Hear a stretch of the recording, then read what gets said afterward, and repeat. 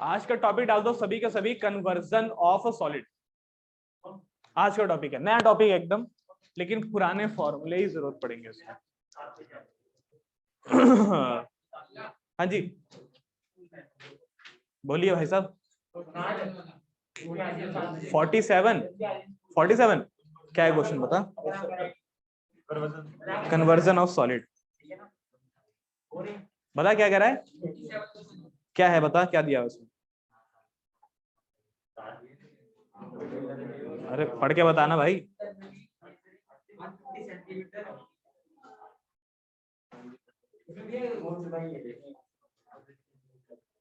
नहीं पढ़ना आ रहा क्या? चल मैं पढ़ लेता हूँ, चलो ठीक है। अरे यार ये इंक डाल दूं बस।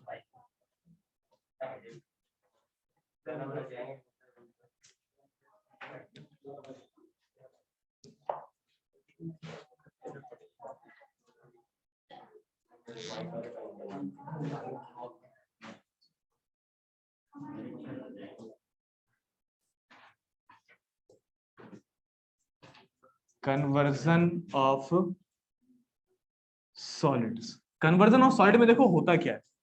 कन्वर्जन ऑफ सॉलिड में बेसिकली एक सॉलिड शेप किसी दूसरे सॉलिड शेप में अपने आप को क्या करता है, ट्रांसफॉर्म कर लेता है, बदल देता है। समझ में आया कि नहीं आया? एक सॉलिड शेप अपने आप को किसी दूसरे सॉलिड शेप में अपने आप को ट्रांसफॉर्म कर लेता है। इसका एक बहुत ही अच्छा सा एग्जांपल बताता हूं। जैसे कि मान लो कि इमेजिन करो कि आपके हाथ में दो तरीके के गिलास है। एक गिलास की शेप देखो कुछ ऐसी जो तुम्हारे घर पे नॉर्मली होती है, सबके घर पे है गिलास भाई, गिलास है कि है सबके घर में? कोई कटोरी में तो दूध नहीं पीता, ठीक है चलिए। और एक गिलास ऐसा है,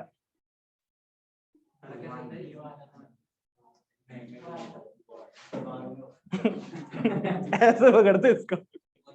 अच्छा सुनो सुनो, इन दोनों ग्लास की वॉल्यूम ऐसी है कि इसमें मैंने गिलास इस गिलास में पानी है ना। अच्छा लेकिन एक और बात है, इस गिलास में पानी होता है, इस गिलास में वाटर होता है। इसमें वाटर होता है, पानी नहीं होता इसमें। ए रुक जाओ, क्लास है और रिकॉर्डिंग भी हो रही है।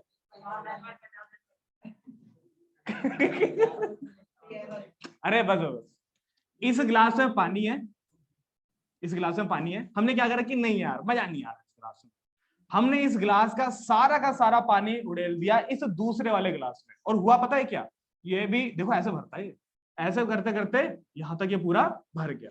अब ये गिलास खाली है पूरा, अब ये ग्लास पूरी तरह से खाली है। समझ में आया मैंने क्या बोला? एक सिलेंड्रिकल ग्लास था और एक कोनिकल ग्लास था। सिलेंड्रिकल ग्लास में जितना भी पानी था उठा करके हमने कहां डाल दिया, कोनिकल वाले ग्लास में। सबको समझ में आया था क्या हुआ? इस प्रोसेस के दौरान एक बूंद पानी भी वेस्ट नहीं हुआ है। मतलब जितना पानी इसके अंदर था सारा का सारा पानी इसके अंदर अब डाल दिया। सबको समझ में आया था क्या हुआ? अब पानी की पहली शेप कैसी थी बताना जरा यहाँ पर।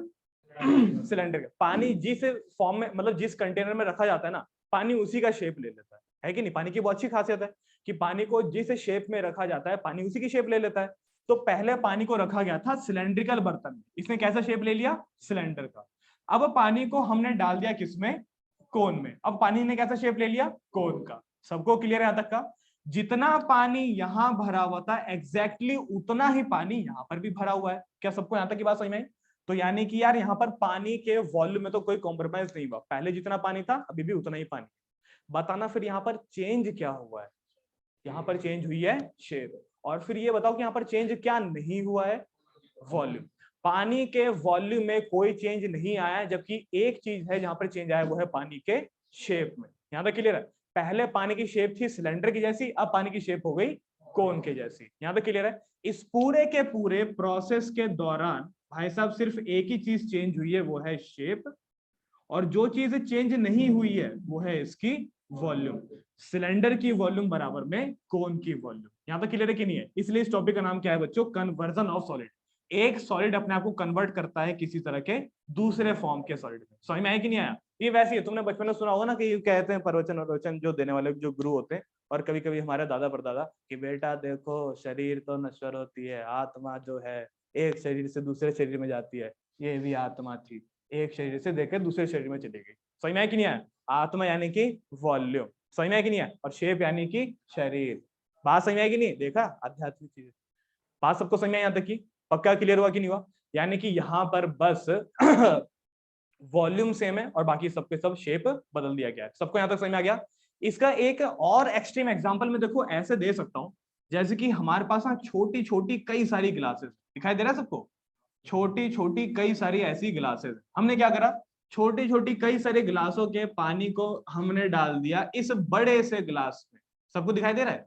इस बड़े से जग में बोल रहा है, छोटे छोटे गिलासों के पानी को हमने इकट्ठा करके कहां पर डाल दिया, इस बड़े से जग में। क्या मैं ऐसा बोल सकता हूँ कि यार इन तीनों के तीनों जग की जो वॉल्यूम है इस बड़े वाले जग की वॉल्यूम के बराबर होगी? नहीं समझे? इन तीनों के तीनों ग्लास के कंबाइंड पानी की वॉल्यूम इस एक अकेले जग के वॉल्यूम के बराबर होगी? कह सकते हैं ऐसा? पक्का सही में आया कि नहीं है? क्योंकि यहाँ पर भी वही हुआ है, यहाँ पर भी क्या हुआ है कि तीनों के तीनों ने अपना शेप किसी एक फॉर्म में ट्रांसफॉर्म कर दिया, लेकिन तीनों ने एक चीज नहीं बदली, वो क्या है? तीनों की कंबाइंड वॉल्यूम। तीनों की कंबाइंड वॉल्यूम इस एक अकेले पूरे मग के वॉल्यूम के जग के वॉल्यूम के बराबर। सबको क्लियर हुई बात यहाँ तक की? इसलिए हम यहाँ पे टॉपिक पढ़ने वाले कौन सा? कन्वर्जन ऑफ सॉलिड, जहां पर एक सॉलिड अपना शेप तो बदल देगा लेकिन क्या चेंज नहीं कर पाएगा? अपना वॉल्यूम। अच्छा एक और चीज है, अगर पानी को मैं इस जग से इस ग्लास में डालता हूं तो वॉल्यूम तो चेंज नहीं होता है, लेकिन दो चीजें और है जो पानी की चेंज नहीं होती है। बताना क्या? एक डेंसिटी और मास। दो तूने बता दिए ठीक है ना, एक डेंसिटी और एक मास। डेंसिटी कहां से आई थी? हाँ, डेंसिटी और मास तूने बोला था। डेंसिटी और मास ये भी चेंज नहीं होते, लेकिन फिलहाल के लिए साइंस का टॉपिक नहीं चल रहा है, मैथ का टॉपिक चल रहा है। तो मैथ में फिलहाल के लिए मानेंगे कि यार वॉल्यूम दोनों की क्या होगी? सेम होगी। सबको समझ में आ गया यहाँ तक का? पक्का क्लियर है? इसका एक बहुत ही सिंपल सा एग्जांपल है, देखो ये। अरे वो होते नहीं है, तुमने कभी देखे सोने के बिस्किट या फिर सोने के सिक्के? क्या? अरे स्मगलिंग वाले। अच्छा सुनो, सोने के सिक्के देखे तुमने? अच्छा कई बार ना, मतलब पता नहीं, मेरे दादाजी तो कराते थे, तो उनके पास होता था कि यार कई बार ना सोना आ जाता था अरे सोना होता था, मतलब सोने के यहाँ पे कुछ और भी चीज होती थी, जैसे चांदी वांदी या फिर कोई और चीज। तो मैं सोने के एग्जांपल दे रहा हूँ। तो वो क्या करते थे, कई जगह कई बार ना उनको ऐसा सोना मिलता था जो कि मतलब काम वाम का होता नहीं था। तो वो क्या करते थे कि यार उन सारे के सारे सोने को पिघला करके ना एक सिक्का बना देते थे। यहाँ पे क्लियर है कि नहीं है? तो पूरा का पूरा वो जो हार होता था, अब पता नहीं कितने ग्राम का होता था, वो बच्चे थे हम लोग उस टाइम पे, ठीक है ना, तो पूरा पिघला करके उन्होंने क्या बना दिया है कि सिक्का बना दिया। यानी कि इस पूरे के पूरे चेन की वॉल्यूम अब किसके बराबर है? सिक्के के वॉल्यूम के। ये बोलने में जितना आसान लग रहा है ना, उतना एक्चुअल में होता नहीं, ठीक है? क्योंकि इस प्रोसेस में भी कई, इसमें पता है क्या होता है, इस प्रोसेस में ना कई सारी चीजें जो होती हैं, मतलब मिलीग्राम्स में भी, बहुत ज्यादा मिलीग्राम में चीजें जो है आपस में एक दूसरे में प्लस माइनस होती है। कि जितना अगर ये 5 ग्राम का होगा ना, तो हो सकता है कि जो हमको प्रोडक्ट सिक्के के फॉर्म में मिल रहा है वो हो सकता है कि यार 4.999 ग्राम का। समझे कि नहीं समझे? नहीं समझे? छोड़ो, रहने दो, क्या ही समझ में आया। यहां तक क्लियर हुआ? इतना समझ लो है। क्या चीज? हाँ, यही यही यही चोर वाली जो तुम्हारी सोच है तेरे घर पे आके खोल लेंगे फिर। देखो कन्वर्जन ऑफ सॉलिड, सबको समझ में आया क्या हुआ? तो ठीक है, इसका एक बहुत ही बढ़िया सा बहुत ही बढ़िया सा क्वेश्चन है तुम्हारा, क्वेश्चन नंबर 50। सबसे पहला क्वेश्चन, सबसे सिंपल क्वेश्चन और समझने में तो बहुत ही सिंपल। एक क्वेश्चन, एक काम करो तुम लिख लो, मैं लिखवा देता हूँ। क्वेश्चन लिखो तुम लोग, बोलूं? लिखिए, a cone of height 24 centimetre, a cone of height 24 centimeter, a cone of height 24 centimeter, a cone of height 24 centimeter and radius of base 6 centimeter. A cone of height 24 centimeter and radius of base 6 centimeter is made up of molding clay. Molding clay क्या होता है बता दूंगा, ठीक है ना? Is made up of molding clay, MOLDING, moulding CLAY, clay. इसको हिंदी में चिकनी मिट्टी कहते हैं शायद, है ना? ठीक है, तुमने खेला भी हो, रंग बिरंगे आते हैं, खेला तुमने कभी? मैंने नहीं खेला कभी है अच्छा, is made up of moulding के, full stop, full stop. A child reshapes it in the form of a sphere. A child reshapes it in the form of a sphere. Find the radius of the sphere. A child reshapes it in the form of a sphere, full stop. Find the radius of the sphere. सबने लिख लिया? दोबारा बोलूं? Find the, कहां तक रह गया? A child reshapes it in the form of a sphere. Find the radius of the sphere. सबने लिख लिया? चलो मान लेता हूं सबने लिख लिया होगा।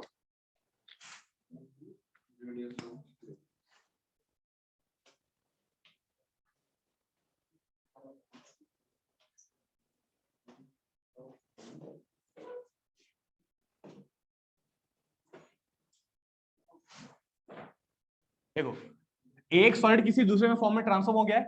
अच्छा, कौन सा किस में ट्रांसफॉर्म हुआ है बताना जरा एक बार। एक कोन है जो कि ट्रांसफॉर्म होकर के अब क्या बन गया है? स्फीयर। कोन है, पता नहीं किसी बच्चे ने ऐसे ऐसे किया होगा, अब वो क्या बन गया? एक स्फीयर बन। ठीक है कि नहीं है? अब वो क्या बन गया? एक स्फीयर बन गया। चलो ठीक है, ये हो गया तुम्हारा स्फीयर। सबको क्लियर है यहां तक का?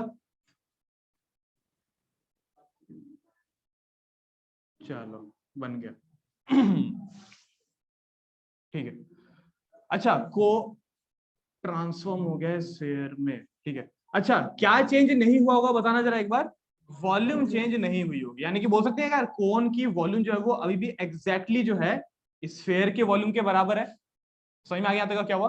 कोन की वॉल्यूम एग्जैक्टली अभी किसके बराबर है? स्फीयर की वॉल्यूम के बराबर।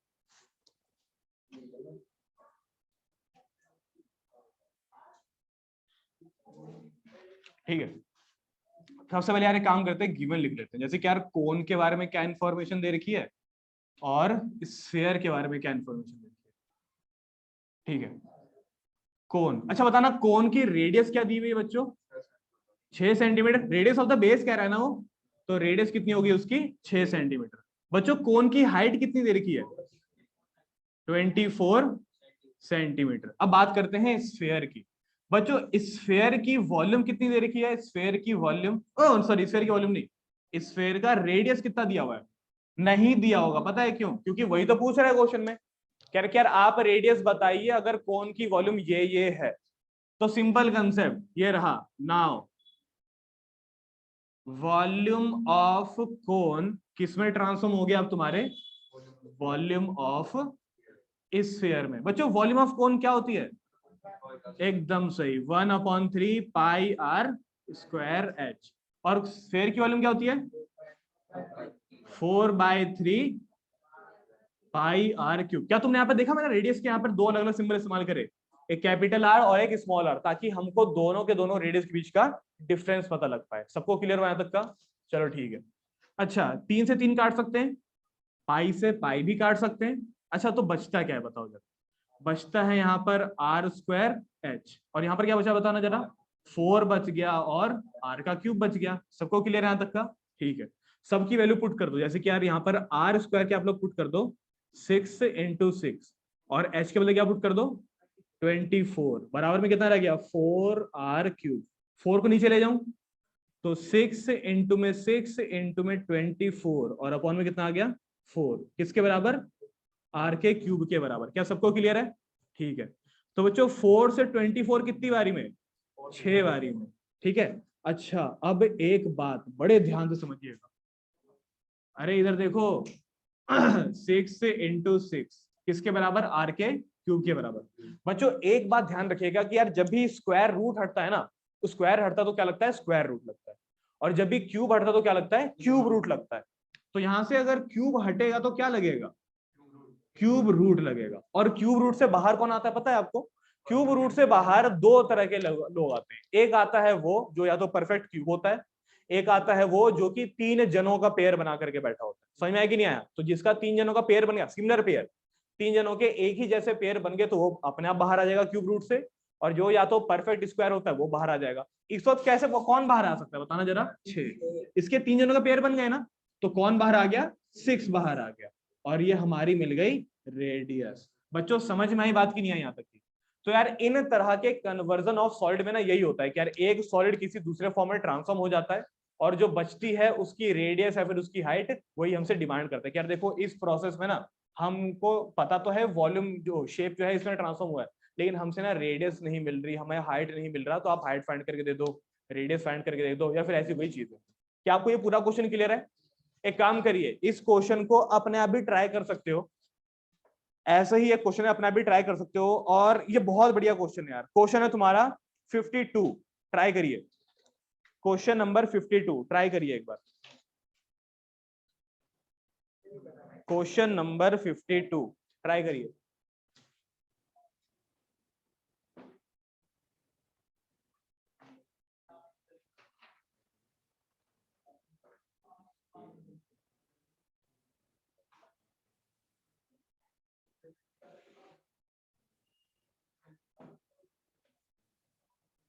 करिए, ट्राई करिए अपने आप।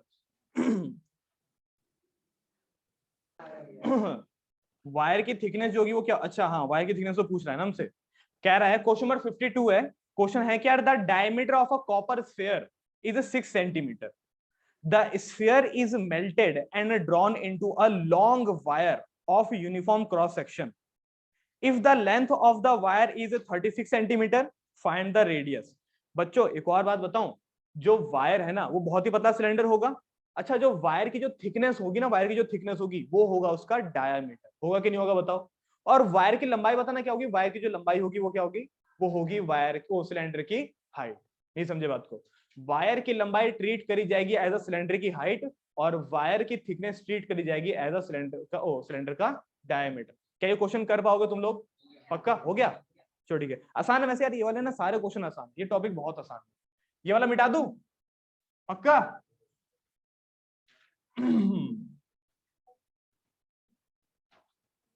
करवाने की जरूरत तो नहीं है ना, ये वाला हो जाएगा। अरे हाँ ना, कुछ तो बोलो। पता नहीं यार तुम्हारी प्रॉब्लम क्या है यार, बोलते ही नहीं है। चलिए ठीक है, देखते हैं। क्वेश्चन नंबर 57 कंपार्टमेंट में आया हुआ क्वेश्चन है तो करने लायक है। क्वेश्चन नंबर 57 पढ़ूं, देखिए।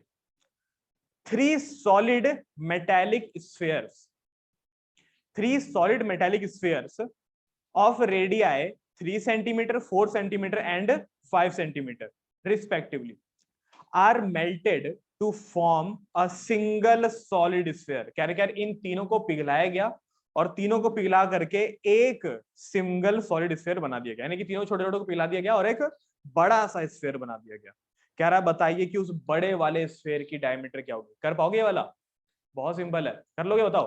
3 छोटे छोटे स्फीयर्स हैं, तीनों छोटे स्फीयर को पिघला करके क्या बना दिया गया, एक बड़ा स्फीयर बना दिया गया। ये कुछ ऐसे काम करेगा, ये रहे 3 छोटे छोटे स्फीयर, इन तीनों स्फीयर को बड़ा मिला करके क्या बना दिया गया, एक बड़ा स्फीयर। बच्चों क्या आपको इन तीनों की रेडियस पता है क्या, हाँ पता है, जरा देखना। इसकी रेडियस दी हुई है 3, इसकी रेडियस दी हुई है 4 सेंटीमीटर, इसकी रेडियस दी हुई है 5 सेंटीमीटर, इसकी निकालनी है तो इसकी रेडियस को मान लेते हैं बड़ा। तो ये रहा पहले गिवन, गिवन लिखना इंपॉर्टेंट है। तो स्फीयर 1, स्फीयर 2, स्फीयर 3, ठीक है ना। और एक सिंपल स्फीयर लिखने वाला था लेकिन चलो छोड़ो। स्फीयर 1 की रेडियस है 3, तो ये हो गया R1 बराबर 3, R2 बराबर 4 सेंटीमीटर, R3 बराबर में 5 सेंटीमीटर, ठीक है ना। तीनों स्फीयर मिला करके एक बड़ा स्फीयर बना दिया गया, तो ये रहा इसका सॉल्यूशन, ठीक है ना। Volume of sphere 1, volume of sphere 2, volume of sphere 3, तीनों की कंबाइंड वॉल्यूम मिला करके बना दी एक सबसे बड़ी वॉल्यूम। स्फीयर की वॉल्यूम क्या होती है भाई, स्फीयर की वॉल्यूम क्या होती है भाई, 4/3 पाई r। 1 का क्यूब लिख सकता हूं क्योंकि वो एक स्फीयर है ना, अलग अलग लिखना है, तो इसको लिख सकते हैं 4/3 पाई r2 का क्यूब, इसको लिख सकते हैं 4/3 पाई r3 का क्यूब। बच्चों वॉल्यूम क्या है बड़े वाले स्फीयर की, मैं बताऊं, 4/3 पाई बड़ा r का क्यूब। सबको क्लियर है यहां तक का, ठीक है। कुछ कॉमन लिया जा सकता है क्या सब में से, यहां से, एकदम सही। तो सब में से अच्छा देखो वैल्यू भी पुट कर सकते हैं। देखो एक बच्चा जो यहाँ पर गलती कर सकता है सिंपल क्वेश्चन में भी, वो है ये कि यहीं पर अपनी सारी वैल्यू पुट करके सॉल्व करने लग गया। जबकि यार ये करना कोई गलत बात नहीं है, लेकिन इससे होगा पता है क्या, एक सिंपल क्वेश्चन जो कि बहुत ही अच्छे से टाइम मैनेज करके किया जा सकता था, उसमें आपका टाइम वेस्ट हो जाएगा। समझ में आया कि नहीं आया। तो इसका सबसे अच्छा तरीका पता है क्या है, सब में से जो हो सकता हो वो मैक्सिमम से मैक्सिमम आप कॉमन ले लो। क्या कॉमन ले सकते हैं, 4/3 कॉमन लिया जा सकता है और पाई भी कॉमन ले सकते हैं। आर तो कॉमन नहीं ले सकते क्योंकि वो सबकी अलग अलग। तो ये हो गया R1 का क्यूब, ये हो गया R2 का क्यूब, ये हो गया R3 का क्यूब। किसके बराबर चल रहा है? बिल्कुल सही, 4/3 पाई R क्यूब। कुछ कटेगा तो 4/3 से 4/3 और पाई से पाई। देखो कॉमन लेने का यही फायदा होता है, ठीक है ना। वैल्यू पुट करने की जरूरत भी नहीं पड़ी और सारी वैल्यू कट भी गई। बच्चों R1 यानी कि रेडियस 1 कितनी पुट करनी है? 3। तो 3 का क्यूब, ये कितना हो जाएगा? 4 का क्यूब। ये कितना हो जाएगा? 5 का क्यूब। ये कितना हो गया? R का क्यूब। क्लियर है कि नहीं है? कौन खांस रहा है बार बार? ये खांस रहा है यहाँ पे कौन? यहीं से पानी नहीं लाऊं? पानी लाऊं? कौन खांस? अरे मैं सीरियस पूछ रहा हूँ, कौन खांस रहा है? पानी लाऊं? ठीक है, पक्का ना? ठीक है ले आऊं? ठीक है। 3 का क्यूब कितना हो गया? 27। 4 का क्यूब कितना हो गया? 64। 5 का क्यूब कितना होता है? एकदम सही, किसके बराबर? R का क्यूब। बच्चों तीनों को जोड़ना जरा, कितना आएगा? 216। किसके बराबर? R का क्यूब। बच्चों जैसे स्क्वायर हटता है तो स्क्वायर रूट लगता है, क्यूब हटेगा तो क्या लगेगा? क्यूब रूट लगेगा। सबको क्लियर है कि नहीं है? लेकिन बच्चों 216 क्या परफेक्ट क्यूब होता है क्या? हाँ, 216 परफेक्ट क्यूब होता है। किसका? 6 का। तो यानी कि ये जो R है वो कितना आ गया? 6 सेंटीमीटर। जो बड़ा वाला स्फेयर है उसकी रेडियस कितनी आ गई? 6 सेंटीमीटर। क्या सबको समझ में आया था क्या हुआ? कसम से बताऊं यार, ये इतना सिंपल क्वेश्चन है कि हो सकता है कि यार तुम्हारे पेपर में आ सकता हो। लेकिन एक और बात बताऊं, इसी के जैसा एक सिमिलर क्वेश्चन और है जो यार मेरे को बहुत पसंद आया। क्वेश्चन पता है कौन सा है? एकदम इसी कंसेप्ट पे बेस्ड है, बिल्कुल इसी कंसेप्ट पे बेस्ड है। लेकिन वो पता है कौन सा क्वेश्चन है? वो है तुम्हारा क्वेश्चन नंबर कहां गया? 124। Question number 124। कसम से बता रहा हूं भाई, क्वेश्चन बहुत बढ़िया है यार। एग्जाम्पलर का क्वेश्चन है, बहुत बढ़िया क्वेश्चन है। क्वेश्चन नंबर 124 बहुत मस्त क्वेश्चन है यार। कर पाओगे तो बताना, या फिर इसको अभी क्लास में लोग डिस्कस कर लेंगे। क्वेश्चन नंबर 124 जिसका ये हो जाए वो क्वेश्चन नंबर 124 में अपना हाथ आजमा सकता है। मस्त क्वेश्चन है भाई। सिमिलर क्वेश्चन 124, जल्दी करिए। शगुन इतने दिन बाद हो गया? पी लिया पानी? ठीक है, ठीक है। अरे नहीं नहीं अभी रुक जा, 1 मिनट में रिकॉर्डिंग बंद करा दे। लाना बुक लाना। पढ़ा तुमने क्वेश्चन 24? बच्चों देखिए क्वेश्चन नंबर 124 एक बहुत बढ़िया क्वेश्चन है, इसी क्वेश्चन से इंस्पायर्ड है। लेकिन एक छोटा सा डिफरेंस, छोटा सा एक ट्विस्ट है इस क्वेश्चन में। पता है क्या? यहां पर 3 स्फेयर को पिघला करके एक बड़ा स्फेयर बना दिया गया, यहां पर 3 क्यूब्स को पिघला करके एक बड़ा क्यूब बना दिया गया। सबको क्लियर है यहां तक का? चलो ठीक है। लेकिन एक और बात बताऊं, पिछले क्वेश्चन में हमको स्फेयर की रेडियस दे रखी थी ना, इस क्वेश्चन में आपको क्यूब की साइड भी नहीं दी हुई। एक बच्चा बोलते कि भैया क्या बात करो, क्यूब की साइड तो दे रखी है। ये रही क्यूब की साइड्स। क्यूब की साइड को ए से डिनोट करते हैं, तो यहां पर तीनों साइड का रेशियो दिया हुआ है, ये करके ratio of sides, ratio of sides. पता है क्या दिया हुआ है? दिया हुआ है ये 3:4:5। एक बच्चा बोलता है कि भैया आप क्या बात कर रहे हो, साइड तो दिया हुआ है। नहीं यार, असल में वो साइड असली नहीं है, वो एक नकली साइड है। रेशियो में कभी भी अगर आपको साइड दिया गया, इसका मतलब ये हुआ कि उन साइडों को पहले आपस में कंपेयर किया गया होगा। जब हम साइड्स को आपस में कंपेयर करते हैं रेशियो के फॉर्म में, तो उनके बीच में ना कॉमन फैक्टर आता है जो कट जाता है। कटने के बाद जो फाइनल प्रोडक्ट होता है ना, वो आपको सर्व किया जाता है, और वो कोई फाइनल प्रोडक्ट नहीं होता, वो असली साइड नहीं होती। एग्जाम्पल के लिए, अगर मैं दो तरह के साइड को ऐसे रेशियो के फॉर्म में कंपेयर करूं, एक की साइड है 10 सेंटीमीटर, एक की साइड है 20 सेंटीमीटर। क्लियर है कि नहीं है? बच्चों ये बताना इसका रेशियो क्या है, यही लिखूंगा या फिर और कट सकता है? ये और कट सकता है। क्या कटेगा?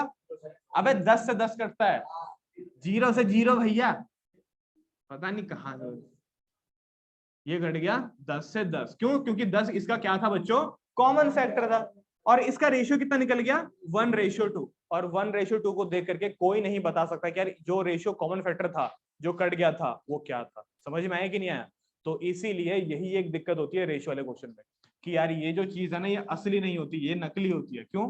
क्योंकि इसके बीच का जो कॉमन फैक्टर होता है वो क्या होता है? कट जाता है। आया समझ में कि नहीं आया? तो अब हम क्या करें, बताओ क्या करें हम?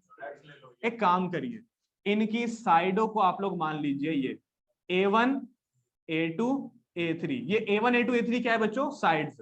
क्यूब की जो साइड है ना वो A से ही डिनोट करी जाती है, तो इसलिए मैंने यहाँ पर A1 A2 और A3 मान लिया। अच्छा पहले पूरा क्वेश्चन तो बता दूं, क्वेश्चन है क्या? क्वेश्चन है ये कि तीन छोटे छोटे क्यूब्स को पिघला करके एक बड़ा क्यूब बना दिया गया। ये है तीन छोटे छोटे क्यूब, दिख रहे हैं? तो जाओ बन रहे हैं अभी, और बड़ा बनाओ थोड़ा सा। ठीक है, ये बन गया। तीनों के तीनों छोटे छोटे स्फेयर मिल करके क्या बना दिया उन्होंने? एक, हाँ वही क्यूब।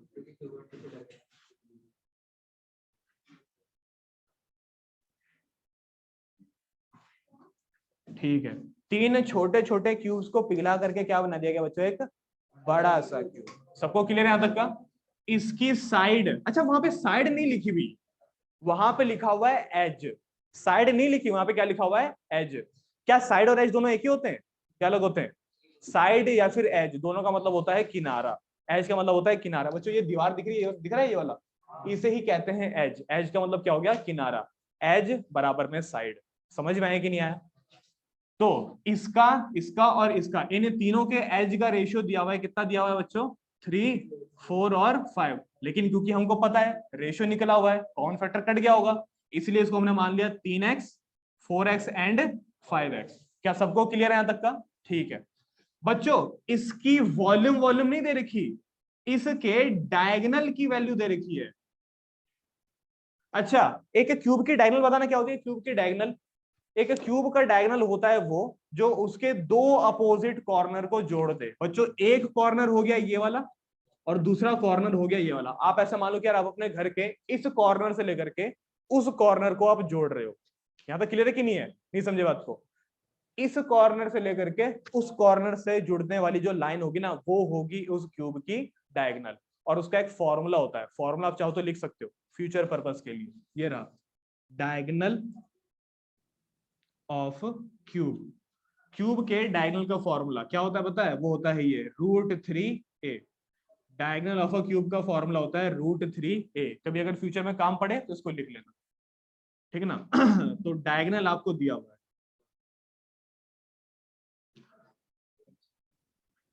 डायगोनल ऑफ क्यूब कितना दिया हुआ है? √3a। सबको क्लियर है यहां तक का? ओ सॉरी, यहाँ पे दिया हुआ है वैल्यू 12√3 सेंटीमीटर। चलिए बच्चों ठीक है, मिटा दो इसको, इसको मिटा रहा हूँ, फॉर्मूला को मिटा रहा हूँ, ठीक है?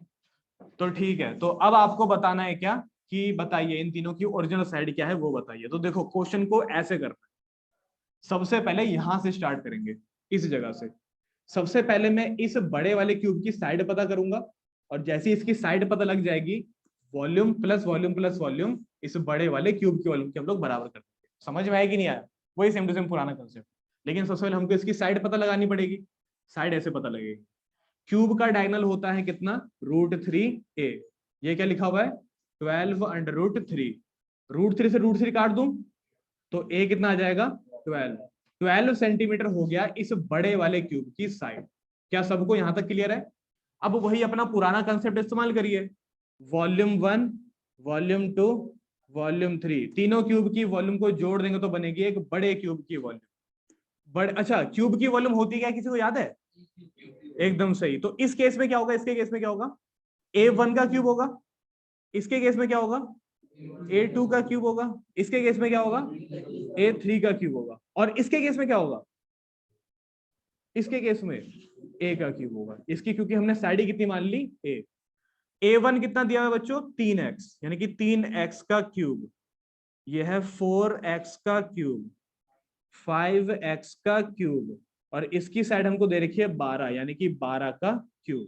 ठीक है बच्चों, 3x का क्यूब यानी कि कितना हो गया? 27x cube. इसका मतलब कितना हो गया? 64x cube. इसका कितना हो गया? 125x cube. सबको क्लियर है यहां तक का? ठीक है, आओ जोड़ देते हैं इन तीनों को जरा जो। अच्छा यहाँ पे 12 का क्यूब भी चल रहा है। अच्छा 12 का क्यूब यहाँ पर आप कर सकते हो, लेकिन मेरा रिकमेंडेशन है कि मत करना। 12 का क्यूब यहाँ पर कैलकुलेट करके लिखा जा सकता है, लेकिन यार मत करना, कैलकुलेशन का टाइम वेस्ट हो जाएगा। उससे बढ़िया मैं तुमको बता देता हूँ क्या करना है।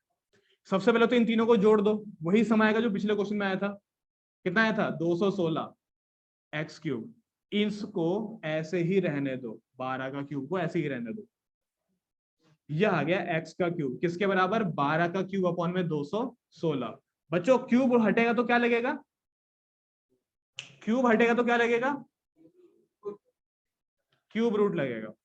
बच्चों ये तीन जनों का पेयर है ना, 12 का क्यूब मतलब होता है 12 इंटू 12 इंटू 12, तो 12 तो आ गया बाहर।